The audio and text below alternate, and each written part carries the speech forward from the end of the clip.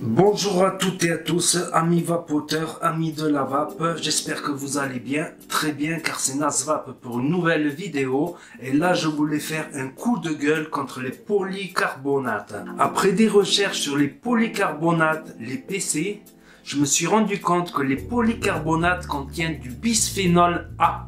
Oui, du bisphénol A qui est un perturbateur endocrinien, un perturbateur hormonal, surtout quand il chauffe, il peut libérer ces particules de bisphénol A qui depuis quelques années sont réglementées en Europe et c'est désormais interdit pour tous les biberons d'enfants. Avant on avait des biberons pour enfants qui pouvaient contenir du bisphénol A et en le chauffant, ben voilà. Pour les enfants c'est interdit et là ils sont en train de voir pour les adultes parce qu'on peut trouver des Tupperware en polycarbonate et quand on le met au four à micro-ondes, c'est la catastrophe. Les études ont prouvé que ça libère plein de bisphénol A et ça va perturber notre système endocrinien. On en retrouve dans la vape, je m'en suis rendu compte quand j'ai fait le WASP RDTA. La cloche noire et la cloche blanche, je vous la déconseille parce qu'elle est en polycarbonate et comme ça chauffe. En contrepartie, le WASP il chauffe pas énormément, mais après quelques degrés de chaleur, quelques degrés de risque, à la limite prendre la cloche en PEI si elle est en ultème. La cloche jaune, parce que l'ultème ne contient pas de bisphénol A ni de phtalate. Par contre, il y a d'autres sortes de PEI, de plastique PEI qui peuvent contenir des phtalates qui sont également des perturbateurs endocriniens Donc ça c'est pour la vape Déjà les tanks polycarbonate ont été abandonnés depuis un moment, donc j'avais vu ça. Et voilà, le polycarbonate on le retrouve aussi dans nos conserves, le film plastique là à l'intérieur des conserves et des canettes, mais elles sont pas chauffées. Mais moi je me méfie parce que je sais pas dans quel hangar elles ont été stockées, si elles ont été transportées dans un camion sous la chaleur, donc ça je me méfie. Voilà, le polycarbonate s'il n'est pas chauffé, il ne va pas dégager énormément de particules. Donc comme l'Union Européenne est en train de légiférer là-dessus, il a commencé en interdisant les biberons en polycarbonate contenant du bisphénol A. Par mesure de précaution, il faudrait éviter Et pour les constructeurs de vape aussi, il serait préférable de ne plus utiliser de polycarbonate. À la limite, une box en polycarbonate, ça passe vu qu'elle va pas chauffer dans la main, à moins qu'on ait une main très chaude et que... Non, il faut quand même des températures assez élevées pour libérer ces particules de bisphénol.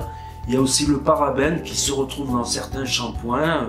Moi, je prends des shampoings bio plutôt. Mais pour les savons, je préfère prendre le vrai savon.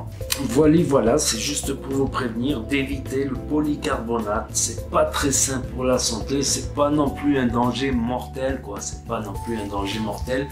Sur l'adulte, ça peut-être moins de conséquences, on va le voir par la suite mais par précaution évitez les cloches du wasp en noir et la résine aussi. Je voulais parler de la résine parce que justement la résine, on nous dit pas la composition des résines, s'il vous plaît messieurs les fabricants de drip tip, de matériel de vape, pour le consommateur dites-nous en quelle matière sont faites les résines, parce qu'il y a des résines qui peuvent contenir des phtalates, il y a des résines qui peuvent contenir des bisphénol A.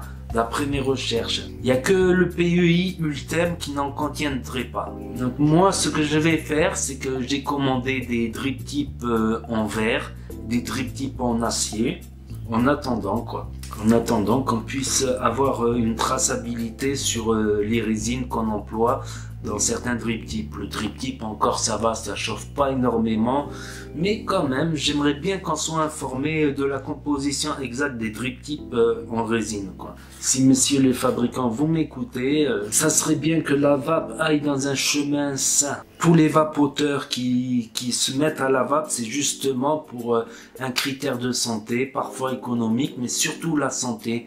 Donc si on pouvait jouer la carte de la santé à fond, ça serait cool Après oui, il y aura toujours des traces de diacétyl, de sucralose chauffée à haute température. Rien n'est sain, mais essayons de diminuer un peu.